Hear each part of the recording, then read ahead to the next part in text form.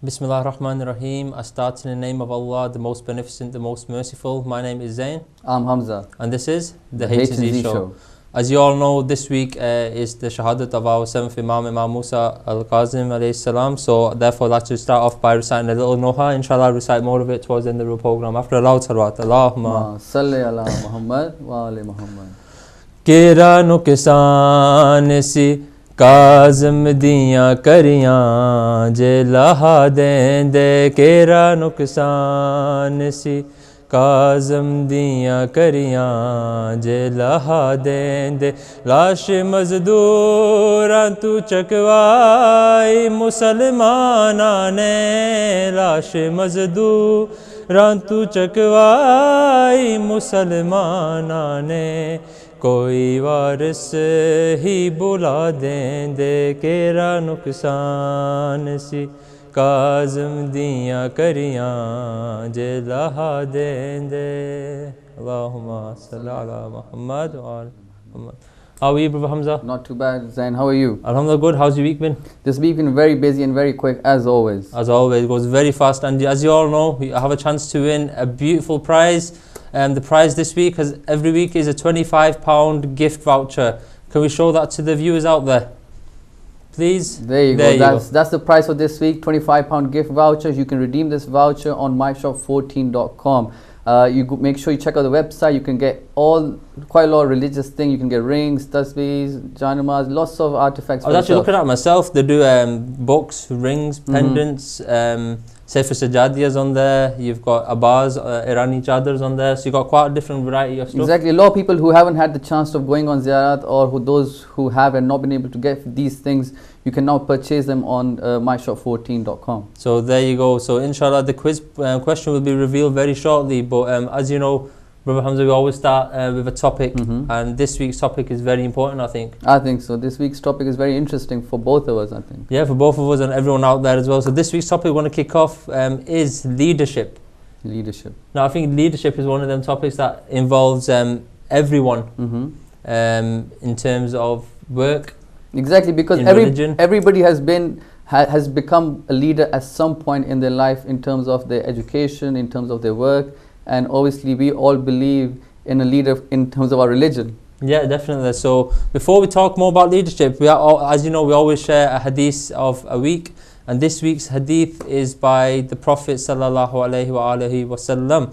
If we can share that hadith with all the viewers out there, make sure you write this down. It's very important. It's there at the bottom of the screen now, in which the Prophet mentions, if more than 2 persons travel together, let them elect one of them as their leader. Write this down, it's very important. I think it's a very beautiful hadith. I came across this just a few hours ago. I've heard it before, but I couldn't remember which holy personality mentioned it. So we've got it there at the bottom. It's a beautiful hadith, Brother Hamza. What did you get from this? I think this hadith is very simple and it's very elegant, because the Prophet ﷺ is saying a very simple thing and in a very beautiful way, that if 2 of you are traveling, elect one of them as leaders so that you're not misguided, and you can listen and you can be obedient to the person who is a little bit more superior to you in terms of guidance, in terms of everything else.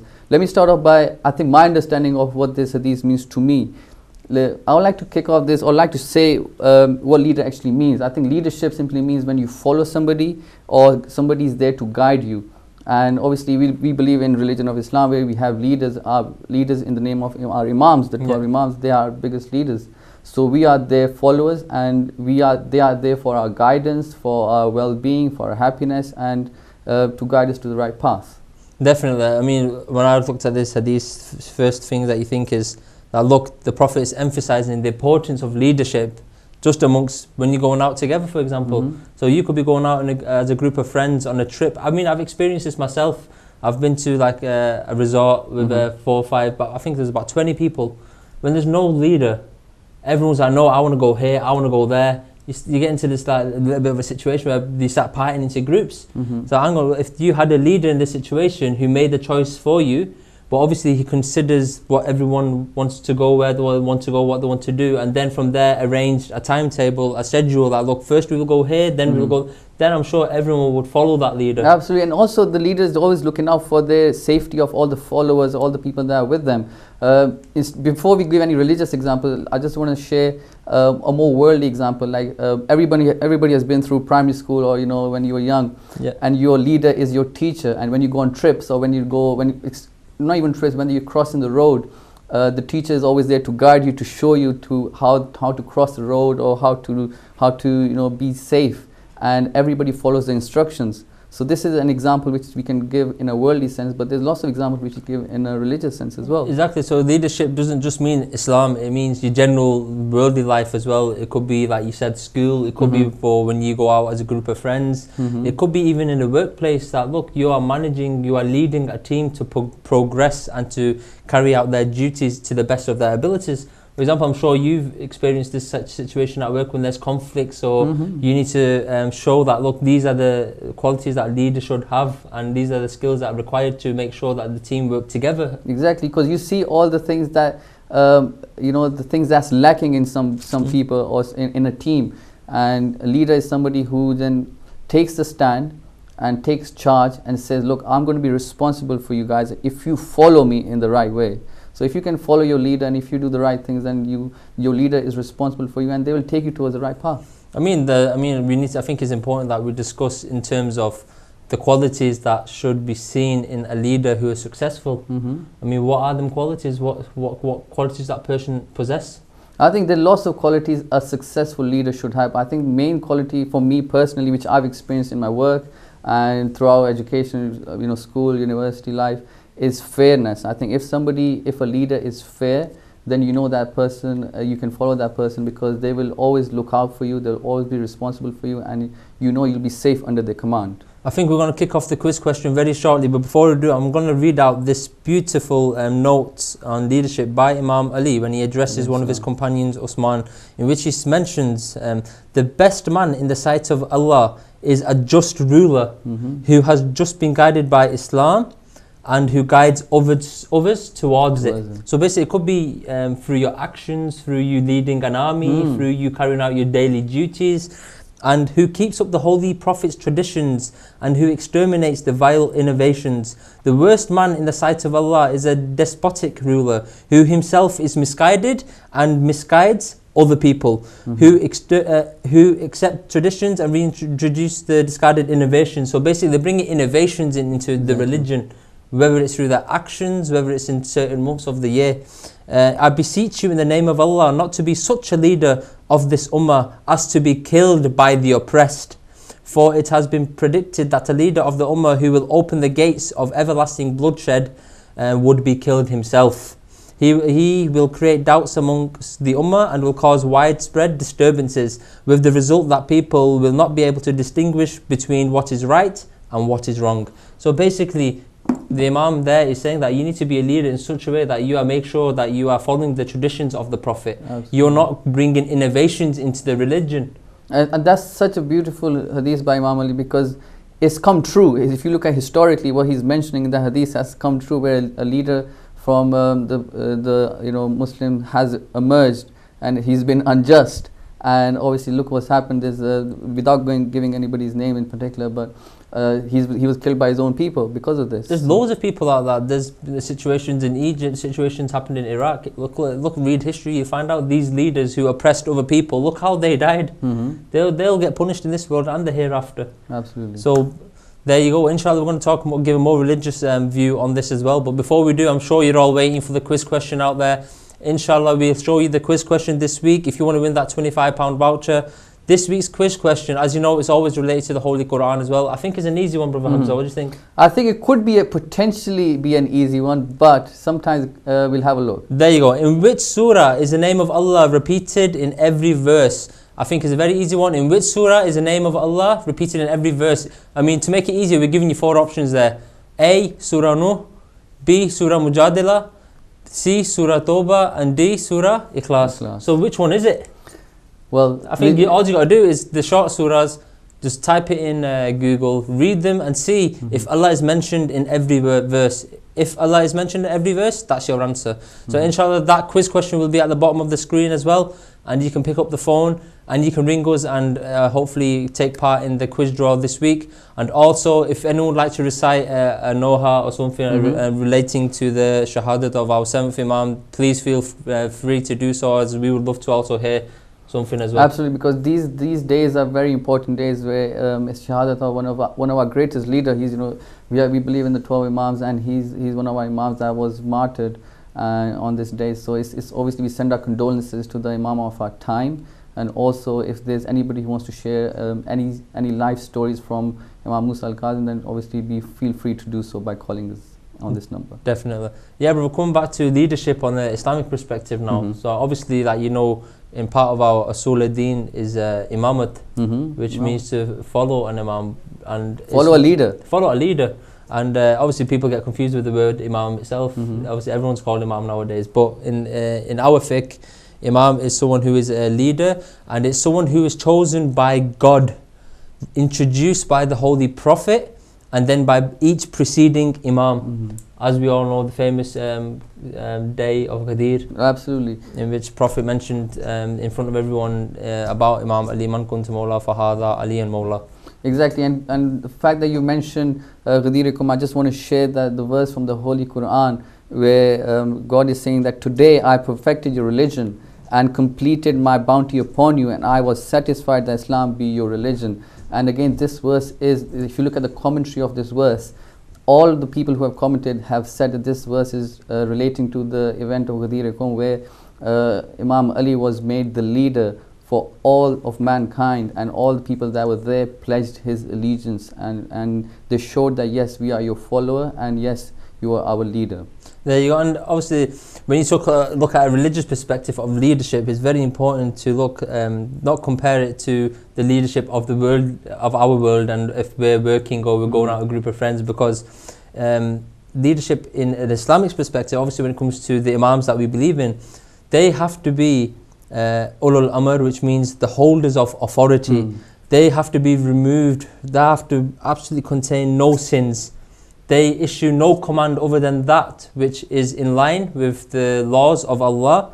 And as you all know, there's a famous ayat in the Quran, Surah 33, verse 33, ayat of Tathir, where God is saying that we keep impurities away from you. There you go. So that's one, obviously, evidence of one of the biggest qualities that is required when you are following leaders, if you look at the history of Islam and the holy personalities out there. And I agree with you. I think what you mentioned is a very beautiful thing, because when you choose a leader or choose an imam, you have to make sure that that leader or the imam is sin-free, and obviously he has, the main thing that he needs to have is knowledge as well, because our imams who we follow are sin-free. They are extremely knowledgeable. They have knowledge of this world and the hereafter, and obviously they are the right people that can take you, that you can follow, and they will take you to the right path. Exactly. Look, when you look at the situation of the Hadith of Saqlain, when the Prophet says, I leave two weighty things after me.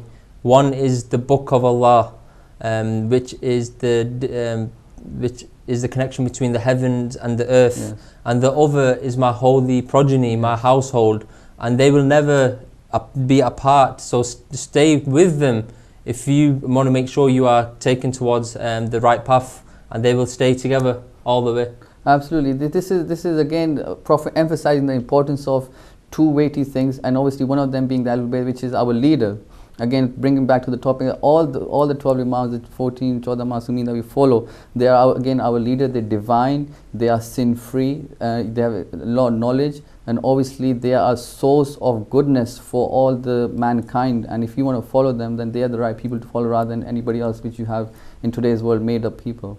I mean, even when the ayat of Tathir came down, was revealed, at that time Bibi Sulaima was there, the Prophet's wife was there as well, but she asked, am I not part of this progeny? And the Prophet said, no, you have your own position, but you are not one of the virtuous. Exactly. Yeah. So they're selected individuals. They're not just anyone who was present at that time, is who Allah had chosen to be the ones who are sin-free.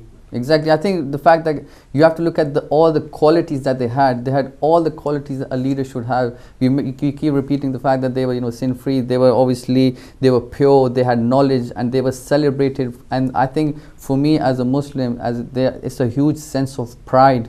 The fact that I have such great leaders within my community, not community, but within my religion that I can follow, that I can seek guidance from. Exactly. I think we have our first caller this week. Assalamu alaikum. What's your name and where are you calling from?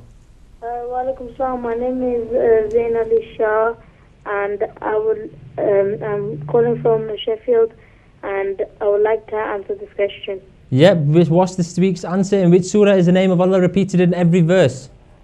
Surah Mujadila. Surah Mujadila, did you find that on the internet? How did you get the answer? Pardon? How did you get the answer? I knew it. Oh, brilliant. Thank you very much for your call. Inshallah, keep watching the programme. If that's the right answer, you will win that, have a chance of winning the prize at the end of the programme, inshallah. Thank you for your call. Yeah, Brother Hamza, coming back to leadership. Again, let's emphasize on the fact that what we were mentioning before, Imamat or leadership, I think, is a bounty from God that He is saying to all the Muslims, to all the believers, look, I'm appointing such great leaders in your religion, and you have this opportunity to learn more about them, and when you learn, then you follow them and you implement everything that they've mentioned about these leaders. Exactly. I'm glad to share another story that I came across today, in which Imam Ali mentions to Malik Ashtar, one of his companions who we've already mentioned as a holy personality on this program before, and he says to him, do not rely on those who are self-satisfied, having too much expectations and ever demanding more and more. Instead of them, rely on the masses who know the value of service and are ready to follow the truth. So always never rely on other people. No, at the end of the day, you should yourself rely on God and always follow the people who always tell the truth. Exactly. And I just want to take what you're saying a little bit forward, because I want to talk about a verse from the Holy Quran which mentions leadership in a very particular way. It says in Surah 17 in verse 71, and remember the day on which we will call together all human beings with their leaders.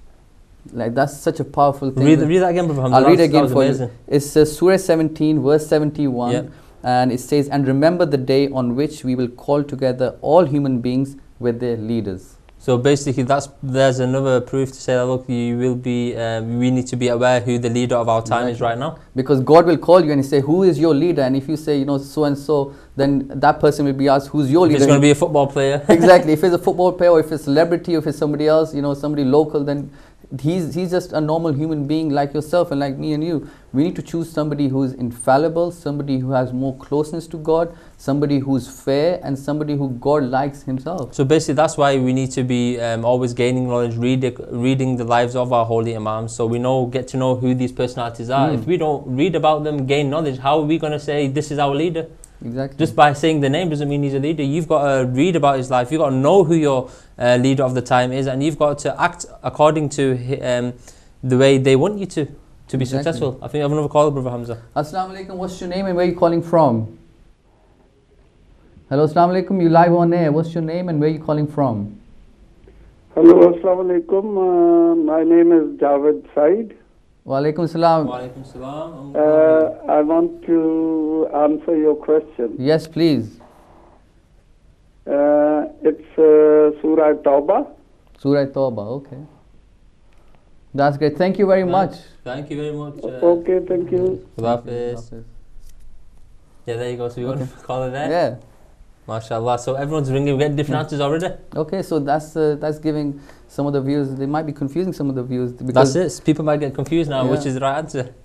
But yes, brother, you're saying. Again, the fact that God is saying, when we're coming back to the verse of the Quran where God is going to raise everybody on the day of judgment and ask, who is your leader? What are you going to say? I mean, certainly, if you say if it's a celebrity, or as you mentioned, if it's a footballer, if it's somebody else, that's not going to stand, very good in terms of your status. It has to be somebody who's infallible, somebody who's chosen by God, because your leaders in religious sense is actually showing all the virtues of your religion.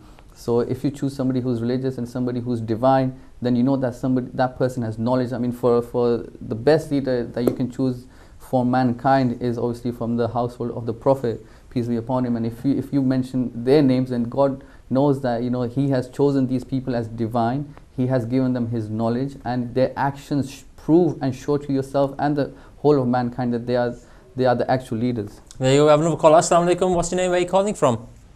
Walaikum salam. My name is Ali Abbas Rashid and I'm calling from London. Ali Abbas Rashid from London. How are you? You okay? Yeah, I'm okay. And I would like to answer the question. Yeah, what's the answer this week? Is it Surah Mujadila? Mujadila. Thank you very much, brother Ali from London. Inshallah, watch the program, you find out at the end. Right, brother, I mean, we're talking about the qualities of a leader. I mean, I've been reading a lot about this because I found it a very interesting subject. I've listened to lectures and I've also been reading a lot on the internet as well, and I've come across a beautiful hadith by our 8th Imam, Imam Raza al-Islam, which he says, whenever God chooses someone to administer the affairs of His servants, He expands His breast for him and makes of his heart a repository of wisdom.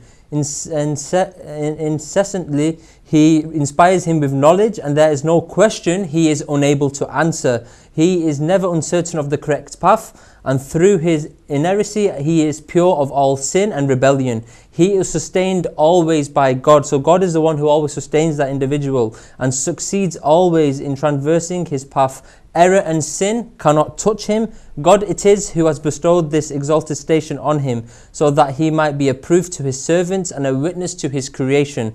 This is generosity that Allah bestows on whoever He wills from amongst His servants, and God's generosity is great. So Imam Raza there has put it beautifully. Wow. He is not unable to answer a question. So you can ask him any question you want, and they will be able to answer. Look at the qualities Imam Raza alayhi salam is mentioning. There's somebody who is sin-free, somebody who has impurities away from him, somebody whose breast has been increased with knowledge by God. Look at that. So God Himself has chosen that person, has given them that knowledge, sustains that person. These are the qualities of a leader, and he is not unable to answer any questions. If you read history, you'll see the people who used to ask other people to come and answer questions for them. So obviously that tells you if that leader is worthy of being a leader or not. I think we have to take a short break, Brother Hamza. Okay. So inshallah, everyone out there, keep tuned in. Inshallah, we'll be back after a few minutes after a short break, inshallah.